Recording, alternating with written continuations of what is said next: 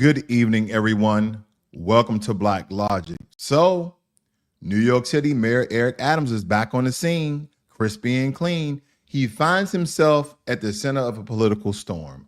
Federal prosecutors have abruptly dropped a significant corruption case against him, leading to widespread speculation about the reasons behind the decisions.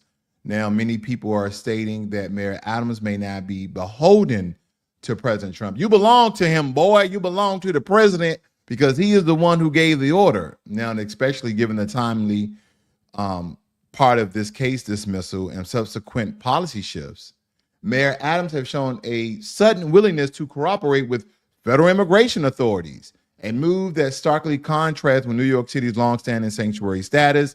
And I agree with Mayor Adams. Not stating that I like him, not stating that his move didn't switch up all of a sudden when Donald Trump got into office and he bent the knee and kissed the ring.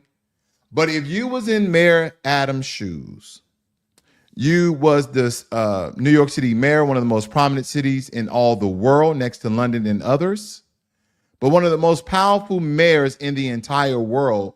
Would you have bent the knee to Donald Trump for him to dismiss these charges? Now, think about his personal accountability. Think about his personal security as well as his family. And again, if anything, he should have stepped down. He should have quit because of these allegations were so strong. But again, they had evidence, so to speak. But the president told him to drop the case because Mayor Eric Adams is willing to play ball. So I guess Trump is not what people are stating. Again, these are their accounts, that he's not racist in all accounts. But again, some people will state, well, he can still be there. He's just using Mayor Eric Adams as a pawn. And that could be so. Okay, I'm just giving you the news here. I'm trying to stay as neutral as possible. But nonetheless, we have our own thoughts and opinions.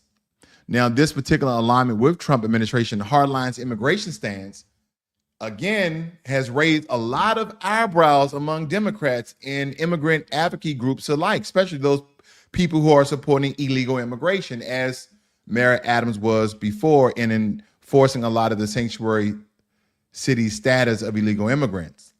But this particular situation intensifies as internal conflicts within the Justice Department and other groups alike. Now, a lot of these things come to light with several prosecutors resigning in protest over the handling of Mayor Adams' case. Now, these developments suggest a complex interplay of legal and political strategies at the highest level of government, because there was not only one person who quit behind the dismissal of these charges, but there was another. Because the decision to drop the corruption charges against Mayor Adams has not been without controversy. Daniel Sassoon, the acting U.S. attorney for the Southern District of New York, resigned in protest rather than comply with orders to dismiss this case. Her resignation letter emphasized the importance of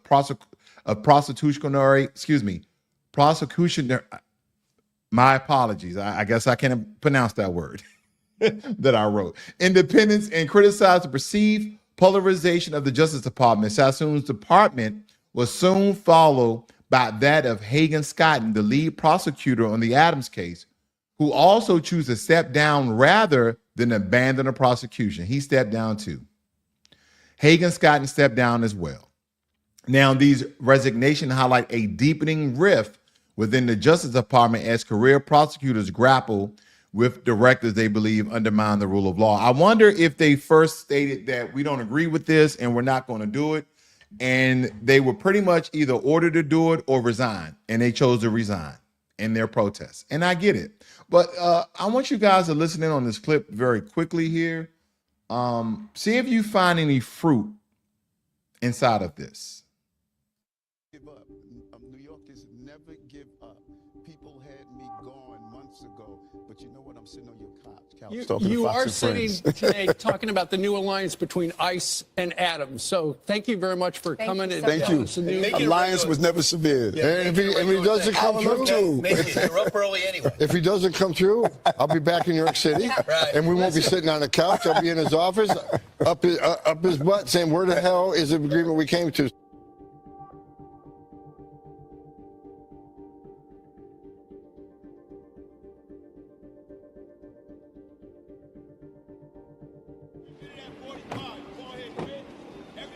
How has it been this week? Busy city, running the city, making sure we continue to move forward. Busy.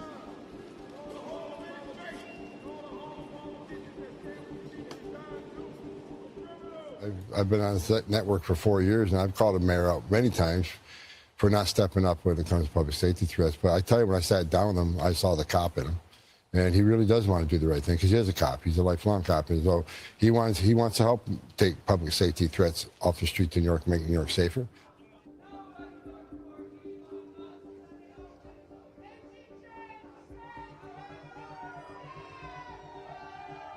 To the brave soldiers, the amazing individuals at the Southern District of New York, Danielle Sassoon.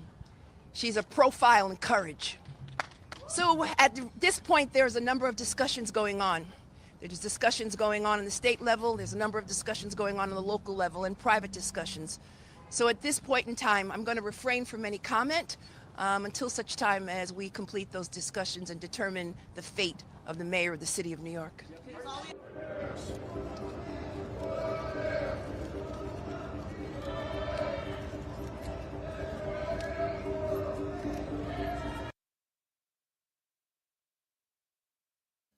Now, I don't know you guys' takeaways, and maybe I'm looking at the wrong thing, but is Mayor Adams highly protected? I'm seeing a lot of mayor protection here. There's this black lady to the left. You have this, this larger male here in a blue suit.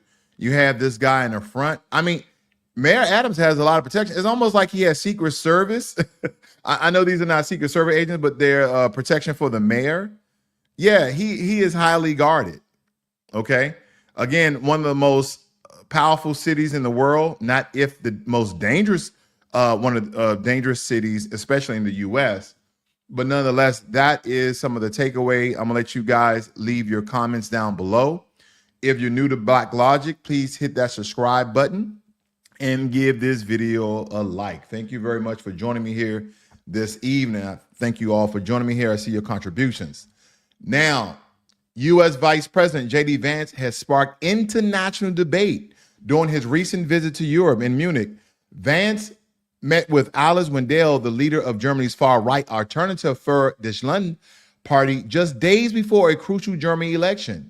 This unprecedented meeting has been criticized by German officials who view it as an unwelcome interference in their domestic policy. Vance comments challenging the so-called firewalls that mainstream Germany parties maintain against the AfD have further strained U.S.-Germany relations. German leaders, including Chancellor Olaf Scholz, have rebuffed Vance's remarks, emphasizing their commitment to democratic principles and the exclusion of extremist party from governance. Why J.D. Vance? And again, he might have got his orders from President Donald Trump, or maybe Trump approved of him going during this time. But it is a very critical time for Germany for you to go and support, because the German citizens are going to go look at the support from the Americans of what side they're essentially choosing, and it may sway the vote. Now, that shouldn't have any weight on how Germans vote, but we know how people respond. Unfortunately, people are not just looking at the legislation of both sides because they don't do it here in America. They are vitalized. They are highlighted by the emotional turmoil that each party attacks each other with all the political fear-mongering, with all the political rhetoric, and J.D. Vance. Now, during Joe Biden's presidency, for 3 years and a half, I don't know what Kamala Harris was doing, but J.D. Vance does seem very active in international relations. I'm not stating that he's going about this the wrong way. I'm not stating that he's going about this the right way, but it is very controversial the way he's going about this, the way he's talking about Germany and Putin and sending troops to Russia, talking really tough. And again, he might have got his marching orders from Donald Trump. I just don't know, but he's a very active vice president now that Trump has signed a whole brigade of executive orders that, again, some of them, a great portion of them, should help and assist and benefit Americans. And again, we're going to wait how that turns out. Okay. Now, Ukrainian President Zelenskyy met with Vice President Vance to discuss the ongoing conflict with Russia. Zelenskyy underscored the necessity for security guarantees before engaging in any negotiations with Russia President Vladimir Putin. This stance comes as the U.S. administration, led by President Trump, seeks to expedite an end to the 3-year war between Ukraine and Russia. However, European allies expressed concern over potential U.S. concessions to Russia, fearing that Ukraine's sovereignty could be compromised. The decision in Munich highlights the complexities of international diplomacy and the challenges of achieving a lasting peace in the region. I understand Zelenskyy. I understand President Zelensky's terminal is like, hey, I want to make sure that we have some security guarantees because we know how powerful Russia is. They have spies everywhere. So I think, this is my personal account, please leave your comments below, that America, since we're already in the negotiation of peace, that America sends planes to both Russia, being approved, both Russia and Ukraine.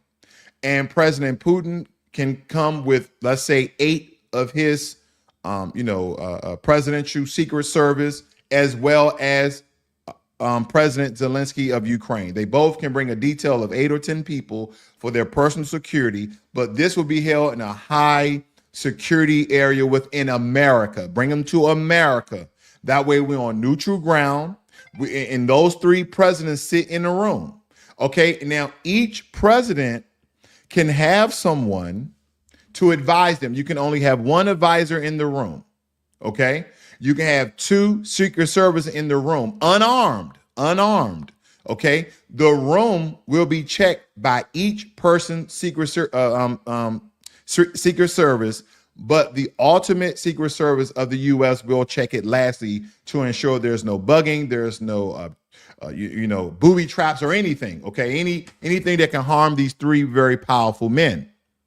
And after that, the negotiations will start. I'm pretty sure they have all of this procedures that they go through to ensure the safety of these world leaders. But again, that's kind of my 5 cents take on it. And I hope they come to a peaceful resolution. But I understand Zelenskyy and his personal security. I definitely understand that. That's one thing he should definitely be looking at. Now, President Trump has issued a stern ultimatum to Hamas, demanding the release of all Israeli hostages by a specified deadline or face severe consequences. Now, President Trump, you're not a war president. That's why a lot of people elected you. But again, since we're allies with Israel, he is making this staunch deadline and basically drawing a line in the sand. And this hardline approach aims to resolve the ongoing conflict between Israel and Hamas, but again, has drawn criticism from various quarters because even I have stated there's been war in the Middle East from the dawn of time, almost, it seems to be. And yeah, these actions may occur where Donald Trump have Hamas to release those hostages, but they're probably, again, just basing it off history, is no end to the conflict in the Middle East. And I'm not just stating between Israel and Hamas. I'm just saying conflict in the Middle East altogether. Now, experts warn that such a strategy could inadvertently unite extreme groups against a common adversary, potentially escalating violence in the region. Additionally, Trump's proposal to take over the Gaza Strip and relocate its residents have been met with international condemnation, with critics labeling it as a form of ethnic cleansing. The situation remains volatile with potential for renewed conflict if diplomatic solutions are not found. So again, we're in this fight regardless if we like it or not as the American citizens, and hopefully Hamas, Israel come to the table and sign an extended ceasefire, and the negotiation for peace can continue to drive on. This absolutely needs to happen because Hamas has announced the release of 3 Israeli hostages as part of a ceasefire agreement. And this move comes after intense negotiations and international pressures, including Trump's ultimatum. Now, the ceasefire, though fragile, has held, allowing for the exchange of hostages and prisoners between the conflicting parties. While this development offers a glimmer of hope, the path to a lasting peace remains fraught with challenges, and the international community continues to monitor the situation very, very closely. Because again, this is a very fragile situation that we're looking at here. This is a very fragile situation. This can go belly up or bomb up in this case if this is not done right for any particular reason. Now, just to kind of recap, when we're looking at the events that surround, Mayor Eric Adams, Vice President Vance European engagement, as well as President Trump's Middle East policies, a lot of these events underscores a period of significant turbulence in both U.S. domestic and foreign affairs, and the intertwining of legal proceedings with political maneuvering raises questions, especially from Americans, about the integrity of democratic institutions and the potential consequences of such actions on the global stage. Now, as the U.S. navigates these complex issues, the balance between national interests, international alliances, and ethical governance remain a critical focal point for policymakers and the American public. So we're going to watch these stories very closely. Make sure you subscribe to Blacklogic. I'll keep you guys definitely updated on a lot of these explosive stories. But let's move to Jesse Russell. Every time you make a call, send a text, or stream data on your mobile phone, you're relying on groundbreaking technology invented by no other than Jesse Russell. Now, Jesse Russell is the telecommunications pioneer who innovations in digital cellular base stations and fiber optic microcells transform wireless communication, enabling faster and more efficient mobile networks. His contributions paved the way for the modern 4G and 5G networks, yet his name is rarely mentioned alongside other tech visionaries. And I've been stating this for the past 2 weeks. A lot of our great pioneers in tech have been overlooked, but not today. Today, we honor Jesse Russell, the Black innovator who made today's mobile networks possible. Without him, we wouldn't enjoy our devilish beloved cell phones. Jesse Russell was born in 1948 in Nashville, Tennessee. Jesse Russell grew up in a segregated America where opportunities for Black engineers were very, very rare. He earned a degree in electrical engineering from Tennessee State University, which is an HBCU. He became the first Black American to be hired as an engineer at Bell Laboratories. Later earned a master's degree in electrical engineering from Stanford University. At a time when Black engineers faced racism in STEM, Russell broke barriers to become a telecom industry leader. In 1980, cellular networks were very inefficient during that time of the 80s, using large analog base stations that made mobile communication slow and very expensive. That's when Jesse Russell changed everything. He invented the digital cellular base station, which replaced bulky analog system with smaller, faster, and more efficient digital networks. He pioneered fiber optics microcell technology, which allowed wireless signals to travel further and more reliable. He developed high-power linear amplified technology, improving call quality and network coverage. He laid the foundation for the digital cell networks we use today, paving the way for 2G, 3G, 4G, and even 5G technology. Jesse Russell's innovation have transformed global communication, enabled the creation of digital mobile networks, making cell phones affordable and widely accessible, advanced fiber optics technology, allowing for high-speed wireless data transmission, improved signal coverage and reliability, reducing drop calls, and increasing network efficiency. He paved the way for 4G and 5G networks, revolutionizing mobile internet.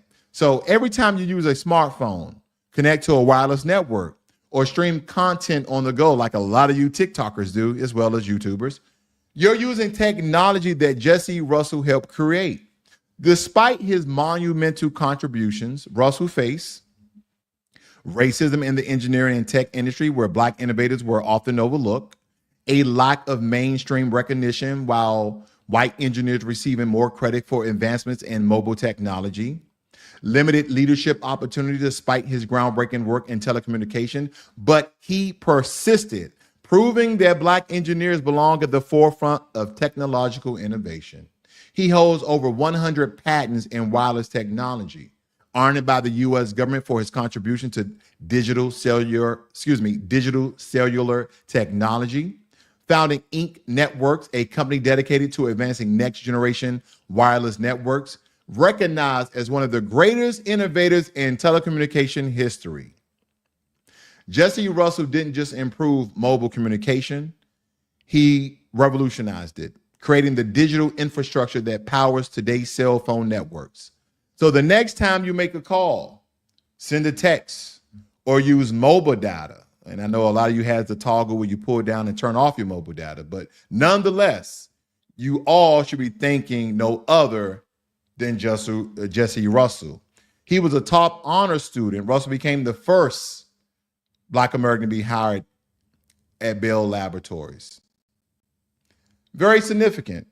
So this evening, sir, we thank you for your contributions, not only to America, but for the entire world. We salute you and we honor you for your contributions. Thank you. Thank you guys for joining me here this evening. You guys have a great and wonderful night. This is Blacklogic.